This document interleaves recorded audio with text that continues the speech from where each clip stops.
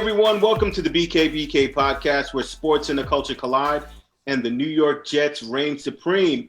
I'm your host, Brandon Phillips, and our co-hosts today are Captain Kyle McKenna and Brian Taylor. Kerry Idris Taylor can't make it today, but we're going to, do our thing, and he'll be with us on the next one. All right, Idris, we'll see you on the next one. Much love. So, you know what? He's probably glad that he's not even on the show today. Exactly. Why? Because we play like hot garbage. That's why. Smell like Newark mid '90s on a August afternoon. Wow. So basically, doo-doo, fresh off the log. Well, the waste baskets used to just be full of hot garbage. Yep, in Brooklyn too. Yeah, all of that. So let's talk about why the Jets, they kind of stink like hot garbage. I mean, when I was watching, I couldn't tell who was better at being bad, the defense or the offense. And then by the end of the game, I determined that it was the offense by a smidgen. Because only a smidge? Only a smidge. Really? Because I had one player who broke out and had a fairly nice game.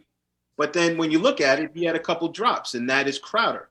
Crowder had that nice 69-yard catch and run to kind of bring things closer. But before that, he had a few big-time drops. Also then on defense, we weren't getting the pressure that we needed. We had a lot of missed tackles. And then the only person that really stood out to me was our safety May, and then I did happen to like the way that Bless Austin played as well. He was coming out as a cornerback, just lighting people up, making sure tackles. He was tackling better than the front seven. So, but that's terrible. That's terrible. Huh? That's terrible. Yeah, So outside of that, I mean, I thought the play calling was terrible. I thought the coaching was terrible on both sides, and I happen to really like Greg Williams. And I think we know you don't like Gase, so Greg Williams is more you do. I'm not a fan of Gase at all. I got a case against Gase. So it's I don't know. I just feel like I'm so frustrated, and it's kind of tough being frustrated over one thing for such an extended, long period of time. So I don't know. I mean. So what are we gonna do here, Brandon? Are we gonna coach me up? Are we gonna go negative to positive in this podcast? Are we gonna go positive to negative to positive again? Or because I mean the silver lining department, there's not much even like there's no metal there at all. I don't even know if it's silver, bronze, copper, or whatever. But there's not much silver lining, and I think that I'm going to try to be a little bit positive here, but it's tough. Okay. I would say that as positive as negative as things are, it's the first game with no preseason. It's like, in essence, really the first time anybody's hit anybody for real. Those practices and those scrimmages that they had in-house, they're really not the same thing. Yeah. And as banged up as we got in our scrimmage, it led our roster to the point where we activated a lot of people from the practice squad today who have little to no experience or they're limited in their time in the NFL. So you look at the running back position where we're at right now, the receiver position.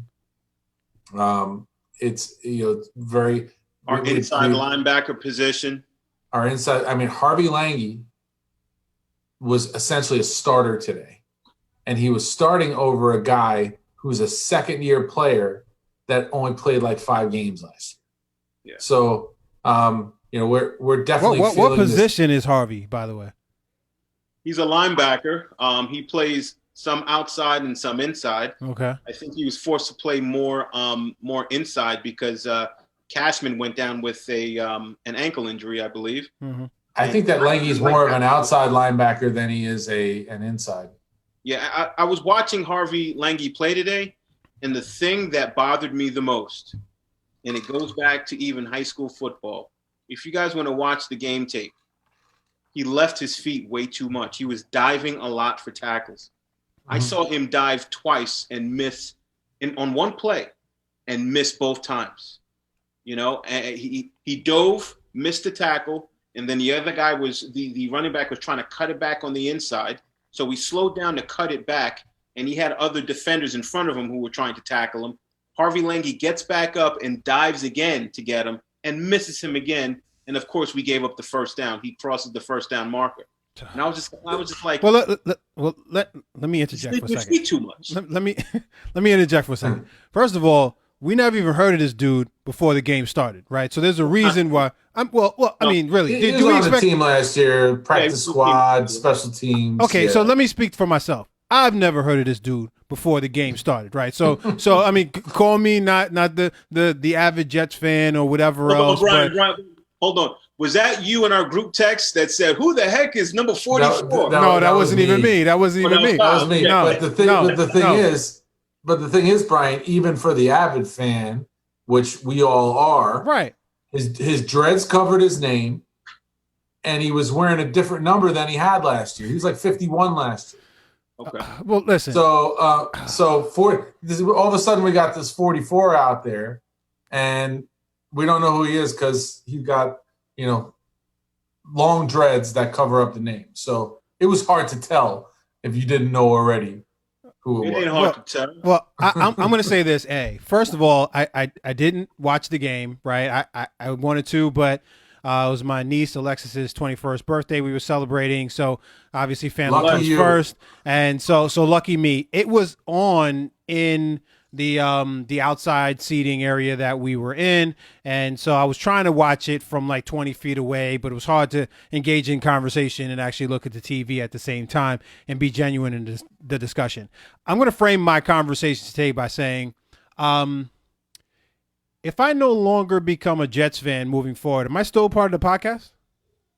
I want to understand the rules of the podcast because we actually established this. No, I'm throwing it out there. Not I'm pissed off. You know what I mean? Like, listen, you don't come with this in pre-production. You drop this in the middle of an episode. Listen, you chose not to be a Knicks fan, and you told us this ain't a Knicks podcast. This is where the sports and the culture collide. But to be fair, the New York Jets reign supreme. Kyle has spoken about this off camera as well, but yeah, I've never heard this. I had no opportunity to. I was eating brunch, bro. I had no opportunity to really have this conversation prior to. And you know what? I'm. Well, just because you had eggs Benedict doesn't, make it like listen. It's always over easy, bro. Relax. Got you crazy right now. Yo, listen, bro. I am so beyond frustrated, right, Kyle? We, the excuse of we didn't have a preseason, we didn't have, we had COVID, we didn't have all the practice and all that kind of stuff. Every single NFL team had the same thing, right? But going into the game, didn't you feel like we were going to look like this? I kind of felt like within 75% of me felt we were going to look exactly how we looked on the television today, right? Honest answer is Friday injury report had me shook. Had you shook? That this was not going to be a good day. When Denzel Mims is walking around with double pulled hammy, and we have no idea when he's going to come back. And you have all these other, P. Ryan out and all these other things. I was not feeling good. So the answer to your question is, yeah, I didn't think it was going to be a good day. Yeah, man.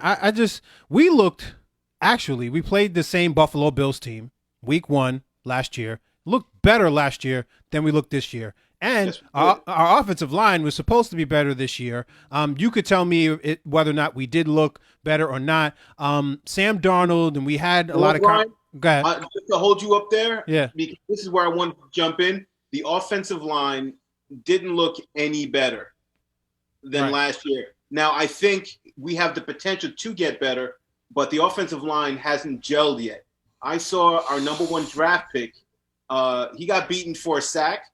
He didn't look explosive, bursting off the line on the running plays, although we didn't run enough running plays, in my view, Adam Gase. And then also, Fant, I saw Fant get beat for a sack. And then the interior of the line they were letting up a lot of interior pressure as well. So I feel like we have potential because I know that McGovern is considered one of the top 8 centers in the league. I know that there's a lot of potential in our number 1 draft pick and in our guards as well, but it just didn't look good at all. And it may, be to what Kyle was talking about as far as just not having enough time in camp because there was no true camp. And then when you're putting a line together where 4 of the 5 starters, it's all brand new, it's a unit that needs to work as one. And we were not working as one. We were just shifting and moving parts. We did not have one cohesive offensive line moving forward. It just did not feel like that at all. Yeah. And Sam Darnold was on his twinkle toes all day, which made him make bad decisions. He was making terrible decisions all day. Dude, if I was gonna break down the 3 reasons why I think our offense, why the Jets' offense wasn't good today, I would say the lack of a cohesive plan to attack the Bills' defense, especially the number 39 Wallace that was playing for Josh Norman. I thought that we could have gone after him with like some shots to Perriman and stuff like that, or even Chris Hogan if that was the matchup. But the mechanics of Darnold looked really poor today. There was a lot of mechanical issues that then led to bad decisions where he throws a ball completely across his body for a pick, which is a bad decision that he should have never made. Never a good decision. Never. Yeah, never a good decision.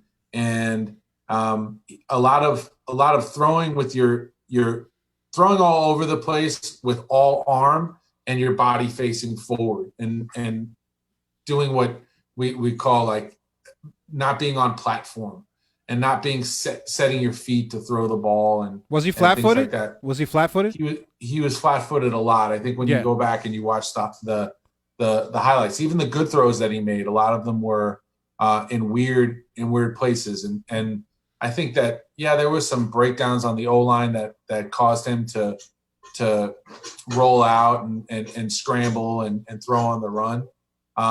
But he was also plagued by drops on the side of some of the receivers. Crowder. Crowder. Couple drops. Yeah.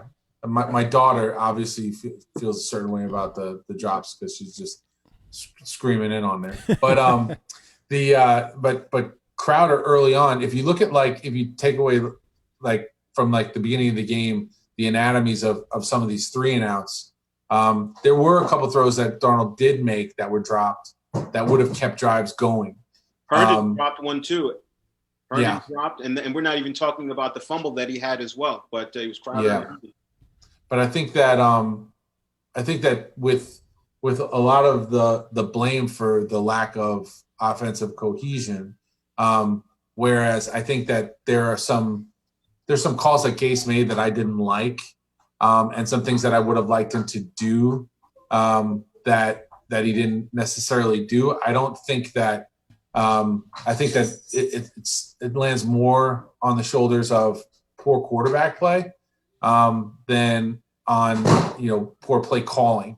Although I think there's enough blame to go around with everything. I am slightly positive with the certain drives that we put together towards the from the second quarter to the fourth quarter. some 2-minute drives that we got together.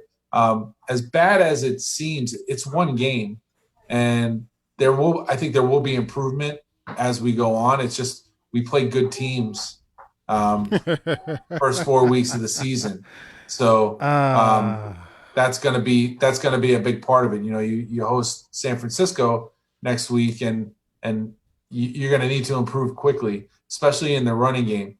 And I thought they were actually using Bell in some creative ways until Bell then, gets hit with the hamstring sniper, and and now he's good. I thought his hamstrings were all good. That was the argument 2 weeks ago. Yeah, right. Man. Okay, so here's my issue, right? Because again, you're telling me more analysis about the game because I didn't watch it, but what you're telling me are things that Darnold has experienced over the first, was it 3? This is year 3.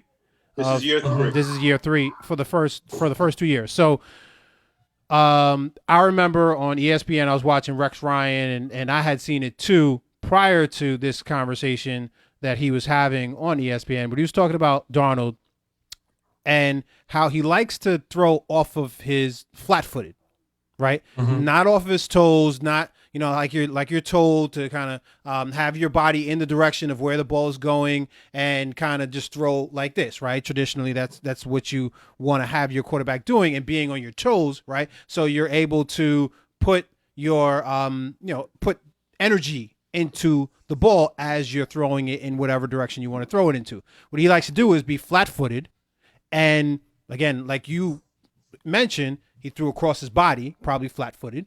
He threw down the field. You can't put all of your energy behind it if you're flat-footed. You just can't. And he likes to do that a lot.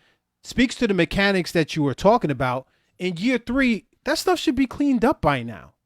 If you're sitting here, I'm sure that whatever quarterback coach that you have, I'm sure whatever offensive coordinator has had that conversation with you. And Dan Orlovsky loves Darnold and likes to say how off program he does a lot of things that you want a quarterback to be able to do, but I want him to do things on program well. And that's where I feel like he's falling down from that perspective. Yeah, there was some drops, and that's definitely should be the case. And yeah, there was some sacks given up, but between the poor mechanics and the decision making, honestly, fellas, you guys are talking about re-signing the dude. I'm like, we might be looking for a new quarterback come the 2021 draft. I'll tell you what, Brian. I mean, this is the first time that I'm going to say this, and it came to somewhat of a realization after watching this game. And I agree with what you're saying. But let's just say, we slide down this slippery slope, okay? And let's just say we end up having the first pick in the 2021 draft as a result of having a very poor season. Sure. I think I would take Trevor Lawrence and try to deal Sam Darnold. Bet. I mean, of course. I mean, I wouldn't even trade him. I'd keep him on and let him fight for his job. Let him fight for his job. Let's see who ends up winning, what ends up happening. But at this point in time, and this is what I was speaking to going into, and I know we had conversations in prior podcasts talking about re-signing this kid, and I'm like, we got to wait and see, man. I haven't seen it yet. I haven't seen it from this guy put it together in a game or – huh? And every time we see it, it's always during the last 3 games of the season. Which don't matter. Don't count. It's we're playing the Buffalo Bills. We're seeing in the mirror Josh Allen drafted in the same draft. What, pick number 10? 10? No, Rosen was 10. I think Josh Allen was maybe the pick before.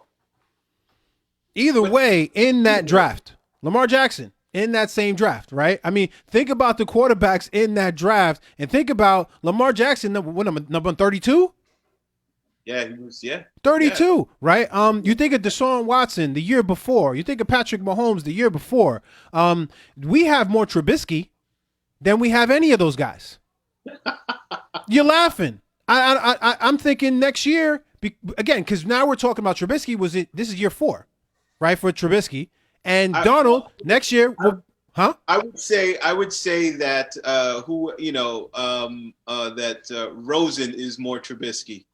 Or No, Rosen no, is no, no, no, more, no, no, no. Trubisky is. I mean, at least Trubisky looks sometimes like a qualified quarterback, right? He sometimes Trubisky won today. He led his team back in the fourth quarter and won a game. exactly. You know what I So mean? And you can't say he's a Rosen was able to starter. do that. He's a and starter in Yeah. this league potentially. I mean, not maybe he's not a top tier starter, but maybe he's a middle of the pack starter, and that's not what Chicago wants. And they gave up a lot of draft capital in order to get that guy, just like we did, by the way. Yeah.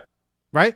So when you're talking about Sam Darnold drafting him number 3 in that draft, giving up 2 second-round picks in order to move up from 6 to 3, in order to get this guy, he's got to look better than the guy that is wearing a Buffalo uniform. Do we agree? And has he? He has not. He hasn't. He has not at all. He hasn't stayed on the field for various reasons, some of which are remotely head-scratching. And on top of that, you're talking about somebody that hasn't shown any improvement. Josh Allen looked the best he's ever looked today, and that's because it's the first game of year 3. And what does Sam Darnold look like? He did not look the best he's ever looked today. I mean, he 300 yards. He threw for more yards. He threw for more yards. Okay. Than he has. He also had like an insane amount of time of possession. But he also overthrew an open guy in the end zone. And this is something that's what he always has, though. He's always been that guy. He hasn't been accurate, but he still won the game, and he was beating us 21-3 going into half. I mean, they're more accurate. They're not that good. The Bills are not that good. I don't agree with you, Kyle. They're very good. Go ahead. We might be that bad, but if we are that bad, then the score shouldn't have been 27-17. Because there was a point where we were within 2 scores in that game. We had all the momentum. They missed 2 field goals. They don't have a field goal kicker that can kick over 50% inside of 40 yards right now. And he's a rookie. They are much better than we are, but they are not that good. I was saying to Brandon before the show, if that's the best team in the division, I'm not really that scared of Buffalo. We could have played, 20% better, and that would have been a really competitive game. So as bad as we played today, and as bad as it feels, as a Jet fan to watch it, and we know exactly how bad it feels because we've been doing it for a really long time. Oh my God. The bottom line of it is they're not that good. And we as bad as we played, we could have done a few things we might have been in a position to do better. So just to stay on time and to stay on point, this is a great conversation to allow us to transition and to segue into our next act. And our next act is basically, how can the Jets improve basically so the 2020 season isn't lost? How can we improve? Because we're going to have to improve along the way in this season, okay? There's no more free agency necessarily. Okay, there may be a trade deadline or whatever, but, let's just 86 all of that, meaning just getting that out of the way. How can we improve as the New York Jets so that our season of 2020 isn't lost? What can we do? All right. One of the first things that I would start with is making sure that you get yourself in a position where you can run the ball. And the best bet with that right now, especially after this hamstring injury, is with Frank Gore. There were some times where we got Frank Gore going a little bit, and you started to see what it is that you get out of Frank Gore. That like perpetually moving forward type of running back. Getting ourselves in a position where we are able to actually get a run game going. You've said it in the past before, mixing up misdirections with perimeter runs and things like that. I feel like we never really got that going today. And that's something that we're going to need to do in order to move forward. It might also accelerate some of the development of our offensive line if they're not kick stepping and pass protecting all the time. Exactly. That's a big thing. Sam Darnold being able to look at his performance and say, I know how I've fixed this before. I know how to fix it. And his coaches being able to coach him up on that and getting back to maybe some play calling that puts him in a situation where his skill set is best used. And quite frankly, better play by the receivers, maybe getting one of these receivers back from the injured list, in which they don't drop the ball. I think that we need to take some more deep shots with Perriman. I think that's what Perriman's skill set is. I think he had 3 catches in the game. And the bottom line is our roster is not that good. So we have to get the most out of what we have. On defense, I think that a big thing that we need to do is make sure that we're getting all of our pieces onto the field, and we shore up whoever's going to play corner opposite Bless Austin, because it looks like Bless Austin has done what he needs to do to solidify himself as a starter in that position in the early going. They benched Desir early, and then they go with Hairston. If Hairston's going to be our guy over there, let's go. Let's go with Hairston. Marcus May. One thing about Desir, I don't like that number 35 on a cornerback. It's not a good number for cornerbacks.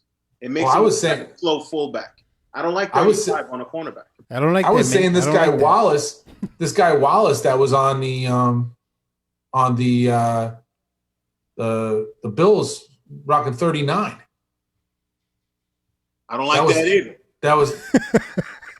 I go after you. You got a number 39 on your team. I'm going after him. Oh boy. So it's not good. It's not like anybody chose that number. That number was given to you. Yeah. So listen, 39. If I were Adam Gase right now, okay, because I'm gonna talk from his lens, I'm gonna call a meeting after the game, closed door, no media, throwing chairs. I'm like, we got to get this thing fixed. And I would have a sidebar conversation with Sam Darnold and say, you know what, dude? If we don't get this fixed together, we're both out of here at the end of this year.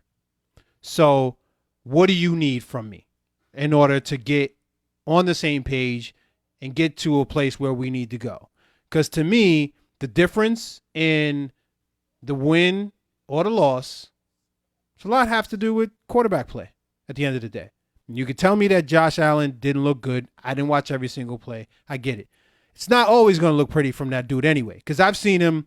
There's a lot of times he doesn't look good, but he looked better than our guy, and I think that's kind of. I didn't say he didn't look good. I didn't say he didn't. Just to be clear, I didn't say he didn't look good. I said he didn't look the best he's ever looked. Okay. In my opinion, I thought in the playoff game last year he looked really good in that game. He looked really good. Outside of like a play or two, he looked really good in that game. But you can tell who the leader is and who's going to lead them to a win, and it's definitely Josh Allen. And I don't feel like our guy is giving us that warm and fuzzy right now. So I don't think the roster is going to look much different from now to the end of the year. I think Douglas is going to hoard his salary cap money that he has right now and the availability as far as space is concerned. So I don't think he's going to roll that $30 million, and he's determined to roll it into next year. Totally understand why. We're not a piece away. We're not like 6 or 7 pieces away by how it looked today, but he's going to roll that $30 million into next year. So nobody's walking in the door as a savior to get us to, wherever we need to go. But we have a tough schedule, very tough schedule, and it's going to get out of hand pretty quickly if we don't get some W's under our belt. So if I were Adam Gase right now, that's what I would be doing. Closed door. Listen, fellas, we got to step it up. We didn't look like an NFL team today, especially in the first half. Looked disgusting. 21-3. I mean, come on. We were about to get run out of the building. And yeah, we corrected a little bit towards the second half in order to make it respectable. But at the end of the day, we didn't look good at all, man. They didn't play, but you gotta listen to what you just said though. I'm listening. Hold on. I'm listening. So it was 21-3 in the first half, and the game ended 27-17. But that last touchdown was really nothing, Kyle. The the score doesn't indicate how much the Bills can really just control this game from beginning to end. I really feel like I think you have a point there, but I think that if you're going to take the first half and compare it to the second half, the Jets played much better in the second half than they did in the first. Very true. Much better, and they also the Bills were big time beneficiaries of pass interference calls that, in my view, which is totally subjective as a Jet fan, were ticky tack. There were some ticky tack PIs that the Bills got, and that made there was like one PI that was like a 28-yard gain off of that wasn't a PI actually. That was a catch with a Quinnen Williams hitting Josh Allen low and getting up, roughing the passer, which was a whack call. I hated that. But that's my point, is that there was several things. It was very frustrating to be a fan watching us on defense because we didn't get off the field. We had a third down coming up in the red zone, and then we PI in the end zone, and it's 1st and goal. You know what I mean? So yeah, it looked bad. So leading in tackles this week, guys. I just want to say one thing because both of you got to speak on basically what the Jets should do, and here's my perspective.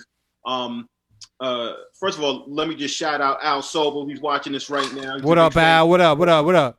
Out Al Knight. Secondly, and also we got somebody, John Keats. He's on there shouting us out. Giving what up, John? What up? In his perspective, Bonafiti's on there. Brian Daly. Just showing the love. But anyway, here's my thing. My thing is, okay, you guys know how much I really don't like Adam Gase. But here's the thing. We were talking about, what Darnold needs to do, how he needs to be coached up, how he needs to recognize and self-improve with his, say, footwork, with his, just improving on his mechanics, etc. I think Adam Gase needs to coach himself.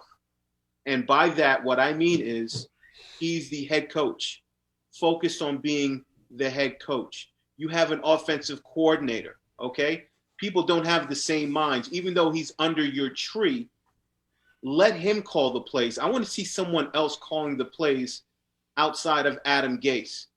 I heard one of the commentators on the game basically say that Adam Gase admitted to the head coach of the Bills, who was a defensive-minded coach, McDermott, being the hardest defensive coordinator to game plan for and to scheme for out of all of the coaches that he's ever played against. So that's just an example of what this guy needs to do. I think he needs to improve on his player relationships. He's known as someone that isn't that relational.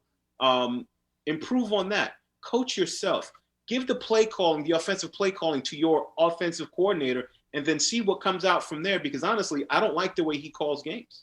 And then also, once the season keeps going on and we keep losing, if you're the head coach, rally the troops. And if you can't do that, if the players don't respect you, then the whole season's going down the hill. So he needs to coach himself in that respect. That's where I'm coming from, to improve 2020 so that doesn't get flushed down the toilet. Hey, Brandon, take out of the equation your overall hate for Gase. He hates Gase? I didn't even know. I do, but everything I said was no. But listen to my question. With that said, putting that to the side, do you think that Gase is a lame duck coach? Define lame duck. I mean that Joe Douglas is going to get rid of him at the end of this year, no matter what. No, I don't think so. Not no matter what. Not no matter what. But if we are 4-12, we're 5-11, right? I think 6-10. If Darnold looks good and we're still 6-10, I think he gets another year. But if we're below 6-10, I don't think he has a shot. And you know what? In order to stay on as the Jets head coach, regardless. Do you think that 6-10 he's gone? I think if he's 7-9, he's not gone. I'm going to bump it up one game. Do you think that the general manager is sitting in his perch on top of the stadium in Bills Stadium, and watching the same game that we're watching, and saying to himself, "What am I going to do with my coach?" And he's privy to a lot more than we are as far as preparation, walkthroughs, Yep. game plan, things like that. The roster, he's responsible for the roster. Do you think that the general manager sits there and says, shoot, I really did not give this guy much to work with? No, I don't think he's saying that.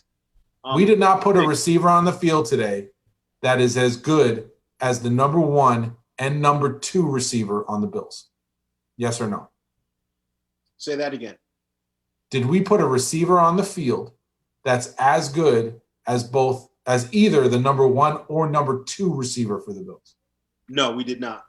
We did not. Jamison Crowder is not better than Diggs or John Brown. I think he's better than John Brown. That's my personal opinion. He's a different type of receivers, though. I mean, you're talking about a burner, which Crowder's not going to be. But he's a burner. I mean, he's like a game breaker. He's not like. Hold on, Brian. Hold on, because as far as him asking me that question, I agree. What are you trying to say? Step off because he just asked you the question. Is that basically? No. I just want to finish my thought. I'm asking it to all. So finish your thought. And then Brian, and then feel free to give your perspective after I finish my thought. But not first. Okay, gotcha. Right. Yeah. So it's all good. So yes, Kyle, I do agree with you. We did not put out our number 1 receiver was not as good as their 1 or 2. But I think that the O-line that Douglas put together is just as good, if not better, potentially. And our running back situation is just as good, if not better. So, but you know what? The coaching didn't use them in a way that one would say that they're better. You see what I'm saying? So, our running back situation, I don't think was as good at the end of the game. And I think our tight end situation is better than theirs as well. And their tight ends played better than ours. Knox made a couple nice catches. Mm-hmm. Well, I might even go so far as to say it's an argument whether Crowder is that much better than Beasley. Wow, Beasley. I think Crowder's better than Beasley. Better than Beasley. He's definitely better than Beasley. I mean, listen. I'm just saying it's an argument. It's an argument. It's not a slam dunk. It's not a slam dunk. It's not a slam dunk. No. It's all. You're talking about 3 people that are better than our number 1 current. Arguably. I mean, because I can argue that Crowder is better than John Brown. Sorry. Just my opinion, though. Just my opinion. I think he's more of a polished receiver, more of a possession receiver, right? But I don't think John Brown could do what Crowder does, and I don't think Crowder could do what John Brown does. I think it's tomato, in my opinion. That's a good point. In my opinion. Yeah. So Brown is faster. Crowder's more agile. My overall point with this is that Josh Allen has more to work with. He does. He does. Than Sam Darnold does. He does. I think that but I don't think that Perriman looked like he was used that well today. I don't think Herndon fumbled, and that's unfortunate, but it wasn't like he was all over the field. He didn't look like George Kittle out there. And where was Griffin? Griffin is another really good tight end who was re-signed. I didn't see him catch a pass. I saw him make a great special teams tackle. Yeah, but is that Gase or is that Darnold? But is it Gase or is it Darnold? Is it Darnold not making the right read? Or is it Douglas? It could be Douglas too. I mean, but if we're talking about people that are currently on the roster and were on the field and still weren't making plays, so Douglas has nothing to do with that. You're taking him out, right, at that point. So yeah, your point. I get your point, Kyle, that we are not the most talented, especially from a offensive perspective, especially with Mims on the sidelines, right? Who was a 2nd-round draft pick, wide receiver, who was supposed to be somebody that's supposed to be a starter on the outside, 100%. But we still had, again, good tight ends. We still had good running backs. But if Mims was healthy, he would be the starter. That's what I'm saying. We agree with you. I'm not saying he wouldn't be the starter. So, but we don't know how talented he is. We know the other guys because they've been NFL wide receivers before, so we can kind of speak to them and their experience. Mims could be, I don't know, the next Megatron, or he could be out of the league in 2 years. We don't know that yet because he hasn't stepped on the field. He could be the next Megatron, or he could be the next John Ross, or Crowder, Corey Coleman, right? I mean, he could be any of those guys, but we don't know that today. But what we do know is that based on the people that were on the field and the weapons that he had and the weapons that he had to play with, you had Gase and you had Darnold. Without looking at the coach's tape and knowing what was called and all those other things, we don't know if it was Darnold making a bad read and people running wide open and he's throwing into triple covers like you mentioned, Brandon. You know, it could be that too, because obviously we saw some of that, right? It certainly was some of that. What we did see is that we did see Darnold flat-footed making poor decisions. We did see him throw an interception. You told me via the text that was a bad decision by Darnold, right? And we saw a situation where there was a dropped interception that was a potentially a bad decision by him as well. So it's hard for me here not to. I see a lot of Darnold out there. It's hard for me to read more into Gase. I do see as far as decision making in the plays that were called. In general, right? Because I didn't see the game today, but in general, I'm like, Gase, why did you call that? Why didn't you call this? Why, and I see other coaches, Kyle Shanahan as an example, making great reads as far as calling this and at the perfect time in the game. I don't see that from Gase, at least at this juncture. I haven't called that. But I also have seen Darnold make poor decisions, even when given the opportunity with a good play call. And if he's making a bad decision, we can't say that Gase made a good play call and Darnold make a bad decision because it comes hand in hand. But can I ask you a question, Brian? Yes. Do you believe that quarterbacks in general make better, say, decisions when the team is better able to effectively run the football? I think that running the football gives the quarterback and the play caller the opportunity to have a better down and distance. So there's more plays available to you to be able to move down the field. They always say running the football is better for the defense and better for the quarterback. Okay? And to me, if it's better for the quarterback, it allows quarterbacks to make more sound and reasonable decisions because they're not as pressured because their team is running the football. And the coach is not calling enough run plays to make that happen. We have Le'Veon Bell. We've got a revamped offensive line with quality starters. Coach them up so that they can gel. We have a number 1 draft pick in Mekhi Becton. You know what I'm saying? Like, let this guy burst off the line more and push that crowd so that we can get 5 yards every time we run the ball. Well, dude, we were down 21-3 though. I mean, I think it's a different conversation. But now, remember in that group text that I sent to you guys and I was complaining, and then they started running the ball and they gave it 2 times in a row to Bell, and each time he got 5 yards and we got a first down. And I was like, you see, this is what we have to do. Like, why isn't Gase doing this?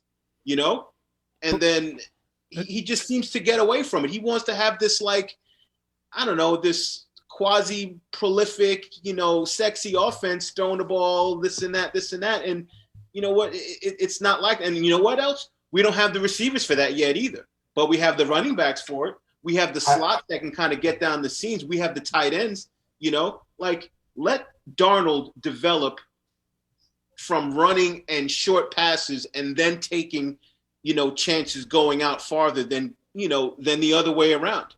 He's having him pass more and then leaning back on the run. Let's run more. I don't disagree with the running piece, but I don't think it makes you a better decision maker as a quarterback. The play is the play is the play. Throw the ball away, right? That has nothing to do with running, right? Throw the ball away. If there's nothing there, throw it away. Don't throw into triple coverage. That has nothing to do with running. It has zero to do with running. Right? That is reading the field properly and making a good decision. So when you're talking about that and throwing off of your back foot or flat footed has zero to do with running. So the things that we are pointing out as far as Darnold is concerned has zero to do with running. Now, does it help a young quarterback, a running game? Absolutely. I'm not going to disagree with you at all because it puts you in a manageable down and distance, especially if you're effective running the football. And pressure. you're not internalizing that Sure. pressure. And you're keeping the defense on their heels because they don't know what you're going to do. So I understand that. Josh Allen led his team in rushing, and basically kept us on our heels defensively. You see what I'm saying? Because of designed running plays, and then also just some of the plays where he just broke loose in the pocket and ran as well. So he kept us on our heels, so we were on our heels defensively. So if we were able to keep teams on their heels a little bit more through an effective run game, we would have less of these mistakes and honestly be able to really analyze Sam Darnold to see what we want to do with him from here. I think that there's nothing wrong with what you're saying about running the ball, Brandon, but you have to get first downs. And I think that the Jets offense problem in the first half was that they weren't getting first downs. So, and then running the ball. I mean, the both teams didn't run the ball with a running back. I mean, you had Josh Allen running the ball for the Bills in the first two series. But I mean, if they keep doing, I hope they keep doing that with him, because he'll look like Jim Brown, trying to get up a flight of stairs at his age right now, if he keeps running the ball like that, because he is going to get hit so many times running power read at 6'5", whatever, 250 pounds, whatever he is. He is not built for that.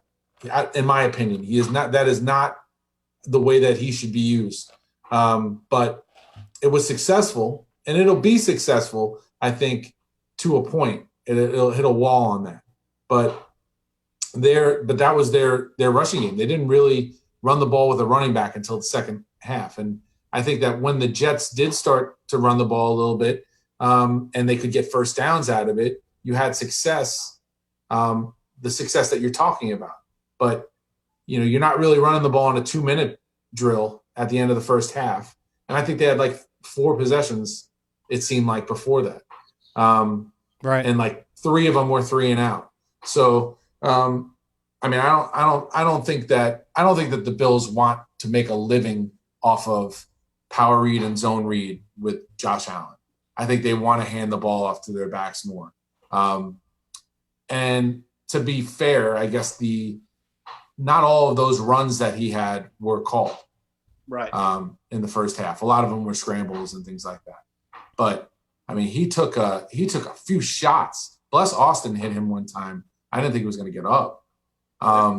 Bless Austin also hit Diggs really good. Yeah. He was a leader in tackles, but no. Sorry. Brian Poole, Marcus May, then Bless Austin. Those are the leading tackles, which is terrible. This is terrible. Yeah. It's a terrible stat. I mean, Jamal Adams was our leading tackler before, so it just goes to show you how much our defense has improved. Wait, and add Bradley McDougall. So your top 4.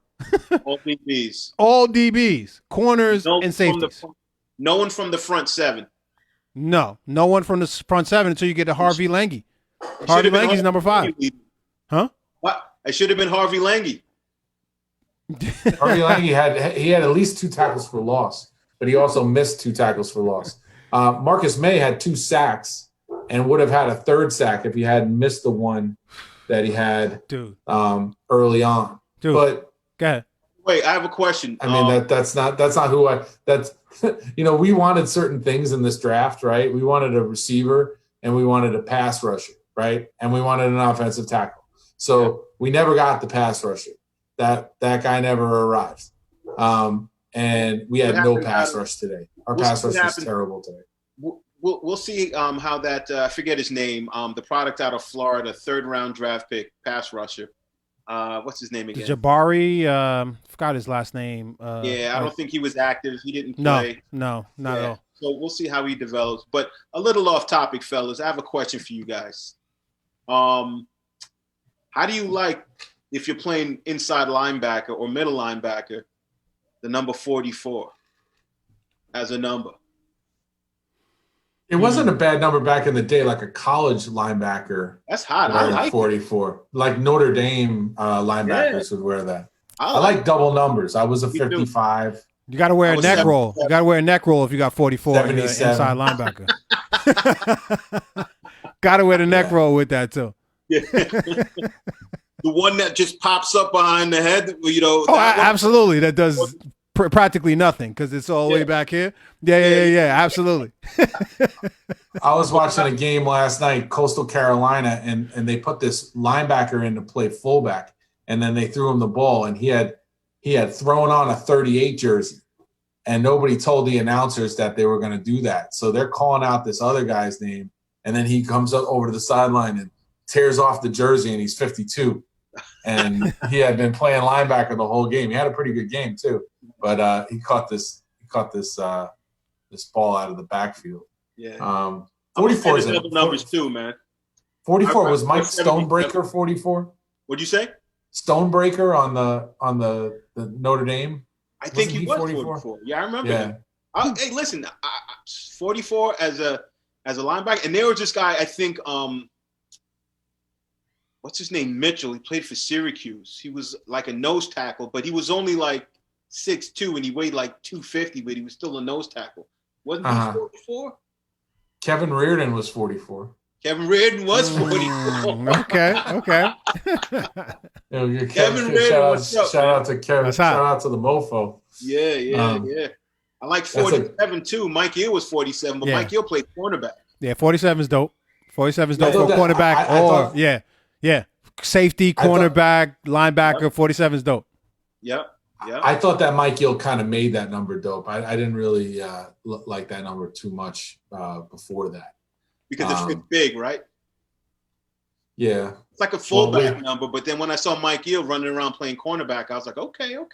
Those 90s jerseys were so loose, you know, like late 80s, early 90s. Yeah, very, very loose fit. Mm-hmm. Yeah. I had to get them hemmed up. Yeah. But anyway, let's move on, man. Let's move on. You know what segment we're about to move on to, man. Brian, play the music, baby. That's right. Cue it in.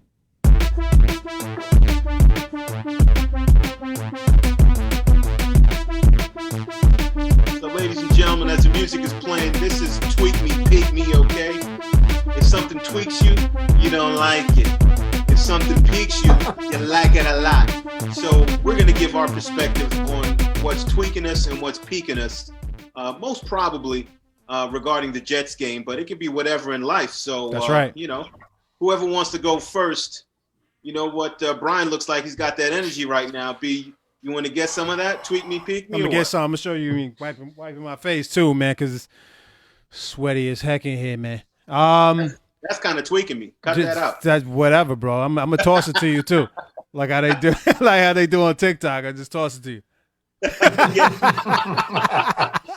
TikTok reference from the over 40 crowd. I got a 14-year-old, man. It kind of is what it is. Keeps you young, or it doesn't. Yes. So, man, I'm a struggle to find a pick me right now. I really am.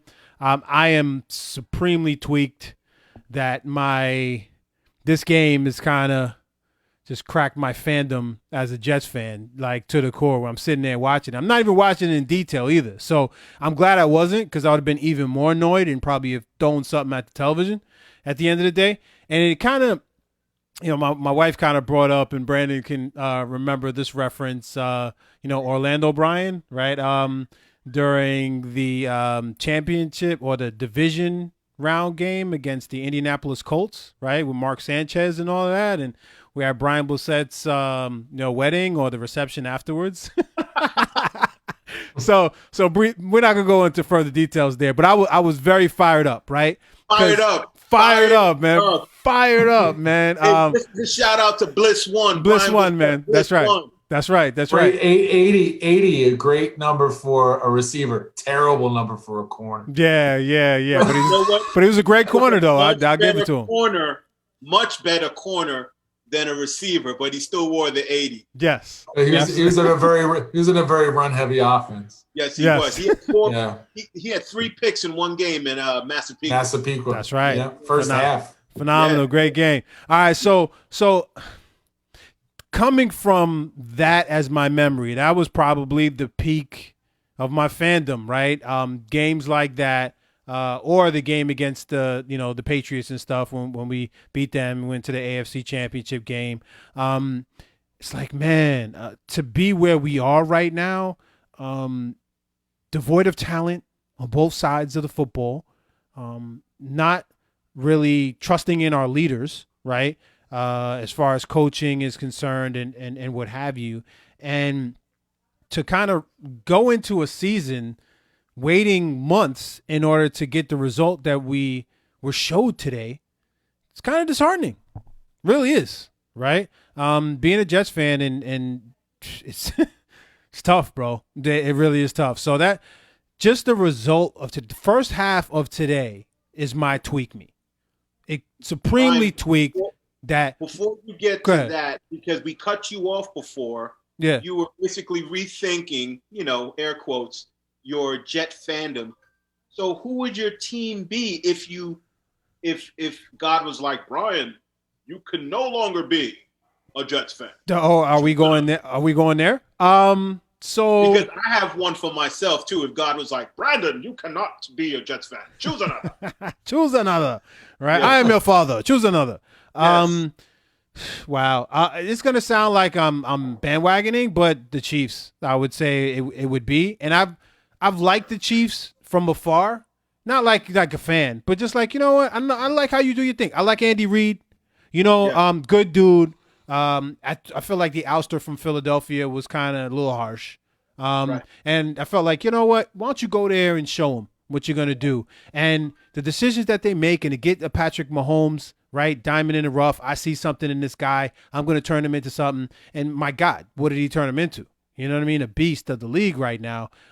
So I could never be that guy because I hate those guys that are like, oh, yeah, I'm a Chiefs fan because, you know what I mean, they just won the Super Bowl, blah, blah, blah. You know what I mean? So I would never be that guy, but I would not be a fan. I'd just be an NFL or football fan and just watch and be like, I really like the Chiefs. I hope they win. You know what I mean? That would kind of be, you know what I mean? For me, if I, like I said, you can no longer be a Jets fan. For me, honestly, and I've always kind of respected them and admired their history and everything in the NFL, I'd be a Pittsburgh Steelers fan. Oh, you're going to be Craig's side, man, bro? I was just about to say the only turnoff would be that I'd be a fan along with Craig. Yes. It's like almost like being a Laker fan. Right. That'd be a supreme turnoff, yeah. Yeah. Craig. Shout out to Craig. We love you, man. Craig. That's right. Love you. I would be a Steelers fan because look at the history. I love the fact, that once they find a coach through due diligence, they just keep him. Keep him like a 15 to 20-year clip. Right. Right. And then it's like they always have a good defense, and it's just a real steady organization, and they have like 5 rings, 6 rings. So I like it, and it's a nice history to kind of lean on because nobody can tell you nothing. Yeah. I would say that I'm probably a little bit of both of what you said. Like the Chiefs are like living the dream that I wished we would be living right now with Pat Mahomes as the quarterback. Sure. And they're going to be living it for a long time. And then the Steelers, one of my best friends, Ariel, is a diehard Steeler fan, and for all the reasons that Brandon just said, they just are very, very consistent. And if they're bad, then they're a little bad, but they're not terrible. If you're a Pittsburgh Steelers fan, you don't go through a lot of games like we went through today. Whereas I think that we have such PTSD from the Jets that we're kind of used to a day like today where you sit on there and you're like, well, maybe it'll get better, but it's probably going to get worse. And that's kind of the way that it worked out. I would say if we're going back to the tweak me, peak me, I don't know. Were you finished with your? No, I didn't even get to my peak me. So, your peak? Yeah. So it's hard to really come up with a peak, but my fantasy teams are crushing right now. You know what I mean? I must say my fantasy teams are crushing right now. Chris Carson, huh? That's because you have Wilson. Yeah, I got Russell Wilson on one team. So let's talk about this other squad I got over here, man. It's crazy, bro. it's ESPN Fantasy League, which I'm not a fan of, to be honest with you. But anyway, so Chris Carson, I had your man Johnson from Houston, the running back, D Hopkins, Devontae Adams, Mark Andrews, Adam Thielen. I got Rosert over here too on the bench, throwing up a 25 spot. I mean, Keenan Allen. This is crazy. I'm gonna stop naming names because I'm like, this other league is just ridiculous. It's not the same league that we're normally in. So this is like a whole nother one. But I'm up in all three leagues, so I'm gonna just drop the mic on that one. Carson, all right. So that's my tweak me, peek me, man. Who's next? The comments on Facebook are the Jets better turn it around because you guys are talking about other teams right now. But for my tweak me, peek me, and then Al Sobel is like West Coast Kyle McKenna vibe. Yeah, notice I didn't say the Seahawks. Because I find the Seahawks a little bit, like annoying in their greatness, and then the Jamal Adams thing is just you can't do that. You can't do that. No. But I respect them. I think they have a good organization.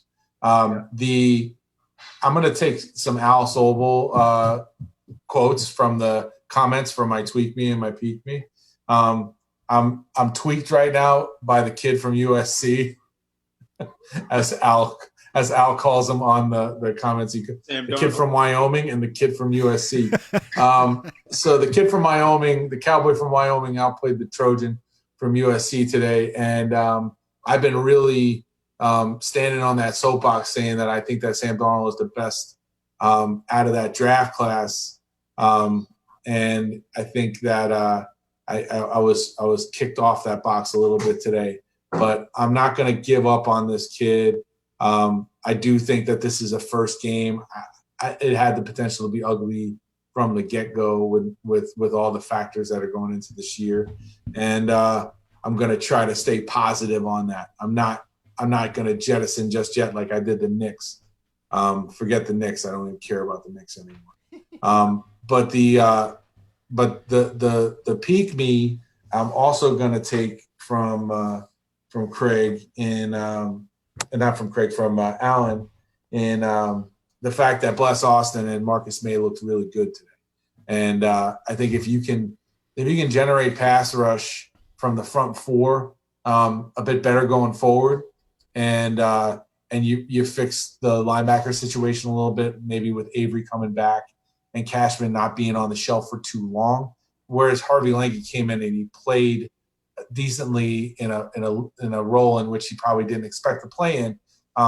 That's not the best look for us. And if we do have an issue with linebackers long term, go to a nickel thing and get Austin Davis on the field a little more. Kid kind of came in there, didn't like that he took the ball out of the end zone because he lost net 15 yards on the play, and then tried to hurdle the dude and got a helmet straight on the knee. His season almost ended before it began. Yeah. And I like the kid. I think he's going to be pretty good, but he's got to chill out a little bit. Coaching comes in. Coach comes in, say, "Hey, don't ever do that ever again in life. Don't you ever do that again." But I think that I am piqued by the fact that May stepped into that, yep. I'm the best safety on this team now role, and I want to get this contract because I deserve it. And Bless Austin, New York City kid, undrafted or late round draft, I forget which one he was, but seventh round draft pick. He is, he could be a young Cromartie if we get, who's a better tackler than Cromartie was, because I remember Cromartie tried to come up and tackle Sean Green, and Sean Green trucked that in that Chargers game. But yeah, I'm gonna borrow from Al for my tweak me and peek me. But I'm gonna try to watch this game off and get ready for the next one, and just maybe my expectations for what this season is going to be have been taken down a notch. What were your expectations, Kyle? What were they? My expectations were to be more competitive, to have a defense that was kind of picking up where it left off, and an offense that would be more competitive. And that's not what I saw for 4 quarters today. Definitely not. I maybe saw it for 1.5, 2 quarters. So yeah, man. Definitely not at the height of my fandom like Orlando Bryan. So now Orlando Scandrick Bryan. Tweak me, peak me. It's going to be short and sweet. I mean, Kyle stole a little bit of my thunder. I'm going to start with peak me first. I was really impressed with Marcus May, and I hope that he ends up having an even better season than Jamal Adams did, just to kind of, show his worth and maybe he can get his contract. But he's playing well for us. And then also bless Austin. I love that reference, Kyle, to Cromartie, but even a better tackler. He's a 6'2", a nice, tall, athletic, rangy, fast cornerback who came in with a suspect knee out of Rutgers. And it took him some time last year, but he's all healed up and he's worked hard. A 7th-round draft pick, and now he's not even just starting. He's our number 1 cornerback because you don't bench your number 1 cornerback. He's up against their number 1 receiver, and Desir, who is a veteran cornerback, was benched today. And they had to put Hairston in there. So I like him a lot. I like Marcus May a lot. Now, the tweak me part. What tweaks me, basically, it's Adam Gase, and it's Sam Darnold. Like, I do have an affinity for Sam Darnold, but the more I'm seeing of him, I'm becoming a little less confident in him. Not saying that I am not confident in him, but it's just a little bit is rubbing off. Because usually, if you're a really good quarterback with a good skill set, you can be the foundation that lesser players can hang on to as a foundation until they start to get better. And it seems like Sam Darnold isn't as strong to be that foundation. And I'm going to bring that back on again to the coach, who's supposed to be this gifted offensive-minded coach. They tend to bring up, the further development of Peyton Manning and his 50 touchdowns or whatever it was, and they keep attributing Gase to that. But I don't think he spent nearly as much time with Manning to be allotted that type of praise. And I think that he is just kind of riding on the vapors right now as far as that's concerned. It's not, in my eyes, true. And I really wish that, Darnold was given a strong offensive-minded coach, which I don't see Gase as being. And we'll see what happens for the rest of the season. So as a result of Gase, I'm tweaked. And as a result of Gase, Darnold's play, in my eyes, isn't as good as it can be. So therefore, I'm a little bit tweaked at Darnold as well. But I still have hope for him.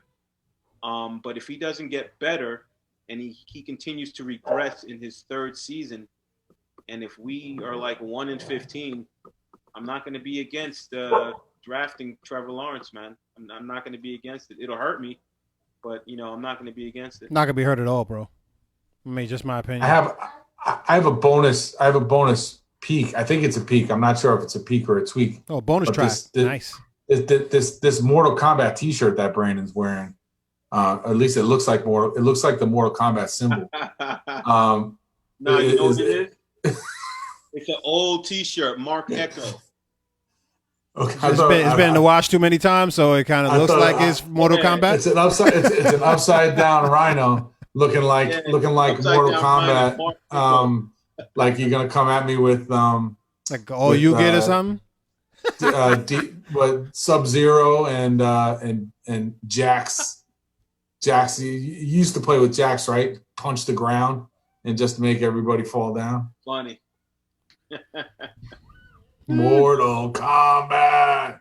But yeah, so guys, before we go, and real quick, our next and last act before we wrap the show up. We got another one? Listen, yes, we do.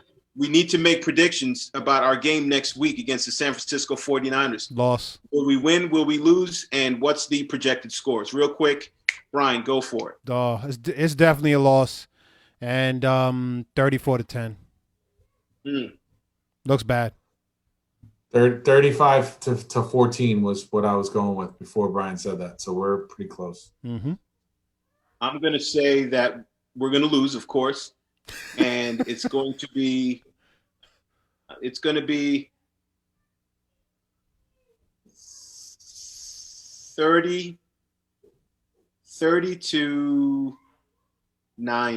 We're not going to get any touchdowns. It's going to be 3 field goals.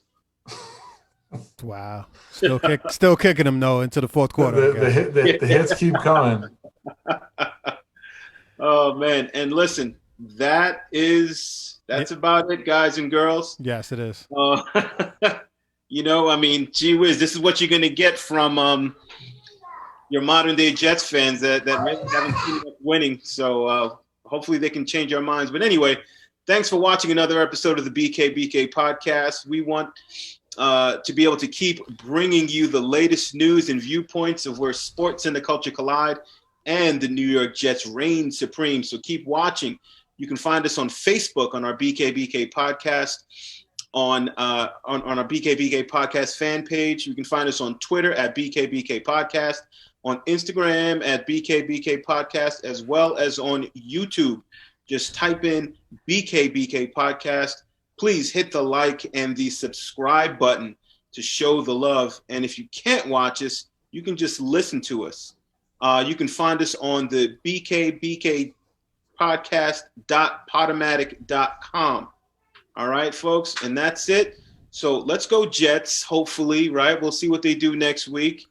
Let's go Baldwin Bruins, all right? It's back to school time, and I hope everybody is healthy and happy, and I just want to shout out the Baldwin Bruins, okay? And, let's go Team BKBK. Let's shout out Kerry. He couldn't join us today, but he'll be on the next one, and shout out to the team right here. All right. That's right. So much love, and God bless everybody. Have a great night. That's right. Better luck next week. Yeah. Better luck next week. Cheer. 3-1. Lot of mercy. Lot of mercy.